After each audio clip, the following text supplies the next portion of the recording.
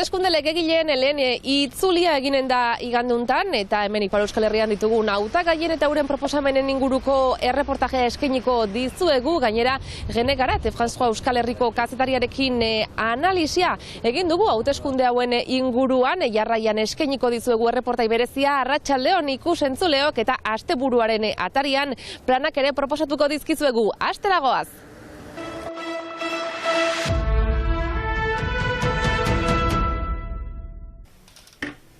Kanpainako azken txanpan sartuak dira hautagaiak eta Ipar Euskal Herria ordezkatuko duten 3 diputatuak eskuratzeko borroka estua izanen da gure hautesbarrutietan. 5. eta 6.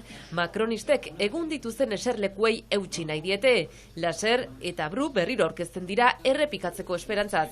Eta barnek aldekoan, 4. Anik Trundai aurkeztuko da Macronen aldeko hautagai gisa, 20 urteren ostean, Jean Lasalek kargua utzi ostean, bertako eserlekua hartu nahi du. Lasalen erreleboa hartu duenaren anaiak ordea, landa eremuko gaiak Asamblea Nazionalean defendatuko dituen hautagai bakarra dela defendatu egin du anaiaren lekua ordezkatzeko kanpaina. C'est cité, et le monde rural, et une harmonie. Hirien eta landa eremuaren arteko harmonia defendatuko dut. Ipar Euskal Herrian bero-bero dagoen etxe bizitzaren gaia izan da nagusi 6. hautesbarrutian, Lapurdiko kostalde eta inguruetan. Vincent Bru eta Florence Laserrek fiskalitatea aldatzearen alde egin dute. Changeant la fiscalité qui rendra les locations eta alokairu luzeen alde egiten dutenei onurak ematea defendatzen dute besteak beste. EH Bairen iritziz ordea ez da nahikoa. Gai nagusitzat du etxe bizitzaren krisia alderdi abertzaleak eta besteak beste egoiliar estatutuaren alde egiten dute. Beste etxe bizitza Ipar Euskal Herrian bizi eta lan egiten dutenentzat argite garbi, hori da gure helburua eta horren inguruan bada lege bat eraikitzeko, ez gila bakarrak arazo horrekin, Korsikan ala da, Bretainian ala da, baina beste tokitan ere, orduan tokiko jende besteko. 3 hautesbarrutietan aurkeztu da EH Bai. Eta geroz eta boto gehiago eskuratzen ari den Le Penen alderdiak ere badu 2. itzulira pasatzeko esperantza. Segurtasun ezaleen lerroan jarriz beste behin. Ici, une certaine forme de violence. Baionan ere ikusten dugu errealitate hau, areagotzen ari da delinkuentzia dio. Ezkerreko koalizioa osatzen duen Nupesen hautagaiak Macroni aurre egiteko beharra azpimarratu dute kanpainan behin eta berriro. L'Assemblée nationale peut réellement être un contre-pouvoir. Eta 3. itzulia bezala planteatu dituzte hauteskunde hauek. Donc c'est presque plus important que si on avait aussi gagné l'élection présidentielle. Asamblea Nazionalean gehiengoa lortzea oso garrantzitsua da, presidentetzarako hauteskundeak irabaztea baino gehiago dio. Errepublikarrak soilik 6. hautesbarrutian aurkeztuko dira aurten. Guztira, 9 hautagai izanen dira 4. hautesbarrutian, 10 5. eta 12 6. Legegileen analisia egiteko gonbidatu dugu Genegarat, France 3ko kazetaria. 1986an hasi zen lanean eta 92tik dabil France 3 Euskal Herrin, hastapenetik. Dozenaka hauteskunde kanpaina jarraitu ditu. Erretreta hartzeko egun batzuk baino falta ez zaizkionean, profesionalki jarraituko dituen azken hauteskundeez solastu gara berekin. Tokiko berezitasunez. Frantzia mailan, les républicains alderdia adibidez oposizioan da Macroni, baina hemen iparaldean eta departamentoan, Pirineo Atlantiko departamentoan, les républicains eta zentristak, horiek Macronistak dira, elgarrekin kudatzen dute departamentua. Eta hauteskunde hauetan, erdiko Macronista hautagoi famatu horiek, erranezake Bairu eta Laserrek erabakitzen dutela norden hautagai. Hori da berezitasun bat, baina hori behar da konprenitu, ez da arrunt beste departamentoetan bezala. Nupes koalizioak 3. itzuli gisa planteatu ditu hauteskunde hauek eta Mélenchon lehen ministro izanen dela sinetsita daude Ezkerreko aliantzako alderdiak. koabitazioa baina zaila ikusten du Garatek. Ikusiko dugu botzetarik, hauteskundetarik landa, emaitza ez dut uste, koabitaziorik izan denik, baina orai arte izan da, adibidez, president bat alderdi batetakoa, eta gero legebiltzarreko hauteskundak izan, eta hor beste majoria bat, gehiengo bat izan. Eta hor, gobernu bat du eskua hartzen, nahi berozu, lehen ministroaren bidez. Eta hor izaiten alda pixka bat ika-mika presidenta eta lehen ministroaren artean.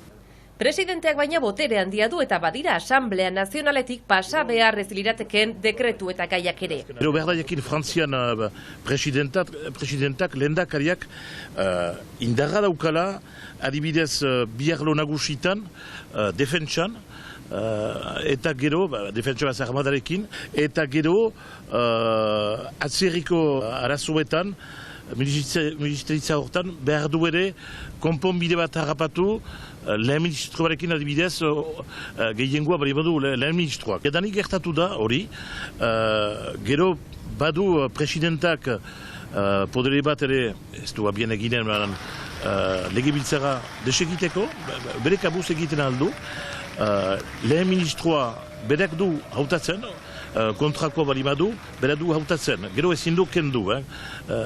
Eta gero dekretua dirarik, eta adibidez lege batzu, dekretu batzu, gobernuak hartzen balimatu, gehiengoa den gobernu batek eta presidenta minoria balimada kakotzen artean, presidentak ere behar du izenpetu. Eta hor, izaiten dira ikaimika batzu eta gobernatzeko zailago izanen da, hori argi eta garbi.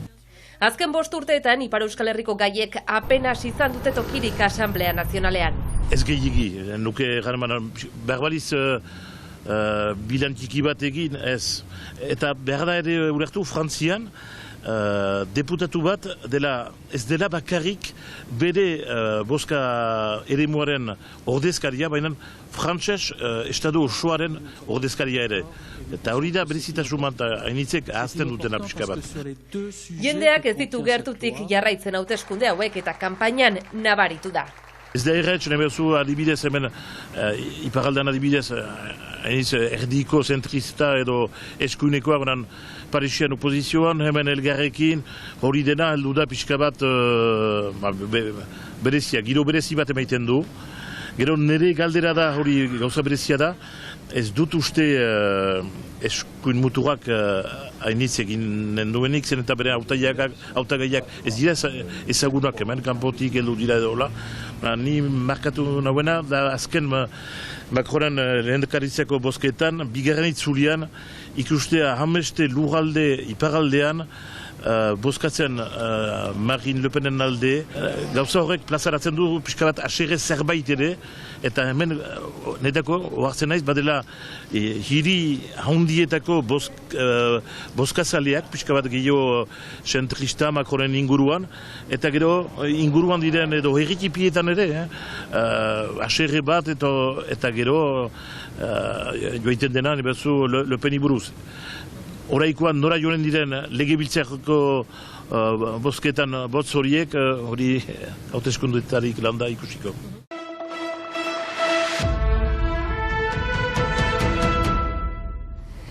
Ikusentzuleok, ostirala da eta beraz asteburuko planak proposatuko dizkizuegu gaurtik hasita lehen itzordua gaur arratsaldeko 8:30 Baionako Luna Negra aretoan Otxalde taldearen kontzertua. Aspaldiko taldea da, 1978an hasi zen beskoitzen kantu herrikoiak eta sorkuntzak folk moduan zabaltzen eta gaur egun gazteagoek hartu dute erreleboa, 6 kantari eta musikarik osatutako taldea dabil holtza gainean orain, azken urteetan 3 disk atera dituzte, Ameslari, Amalur Begira eta Zubiak 2020ko ekainean beraz esan bezala. Lehen itzordua gaur arratsaldeko 8:00 hemen Lapurdiko hiriburuan Luna Negra aretoan eta orain dantzatzeko gonbidapena egingo diguzuzuk, ez Aitor? Bai, dantzatzeko edo dantzak ikusteko izan ere bihar Lapurdiko kostaldea dantza eta dantzariz beteko zaigu goiz-goizetik hasita, adibidez Hendaian 11etan herrialdean, baina baita Hondartza inguruan ere dantza eman emanaldiak eta dantzariak izango ditugu,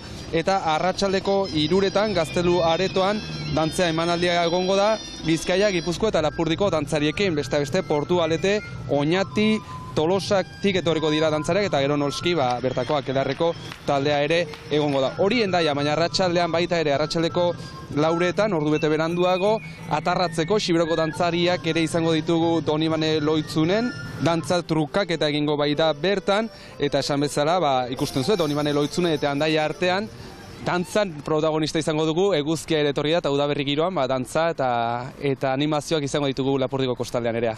Giro paregabea ziur eta amaitzeko Arrangoitzeko herriko bestetara joateko gonbidapena, ez da Jurre? Hori da, ja hasi dira herriko bestak, eta nabaritzen da uda giro hori ja hasten dela, beraz Arrangoitzeko bestak gaur hasi eta ekainaren 15 arte iraganen dira, eta bihar 3 kontzertu eskiniko dituzte, zuzen Bulego, Xutik eta DJ Maxek kontzertuak eskiniko dituzte. Xutik taldea oholtza gainera igoko da, bere disko berria aurkezteko, Barnekaldeko taldeak ez zuen disko bat plazaratzen 2015-etik, eta orain kantu berrien azalean diskoak kaleratu du. Xutekekin batera Bulegok bere lan luze aurkeztuko du ere, erdian oraina deitua. 8 kantuz osaturiko diskoa plazaratu dute hain zuzen iragan otsailean. Hortxe gonbidapenak, guk gaurkoan Bulego taldeko musikarekin amaituko dugu saioa. Igandean itzuliko gara astekariarekin, gogoratu igandean ere hauteskunde legegileen lehen itzulia izanen dela, eta beraz, albistegietan eskiniko dizuegu ere informazio guztia. Ikusentzuleok, igande goizer arte. Aio!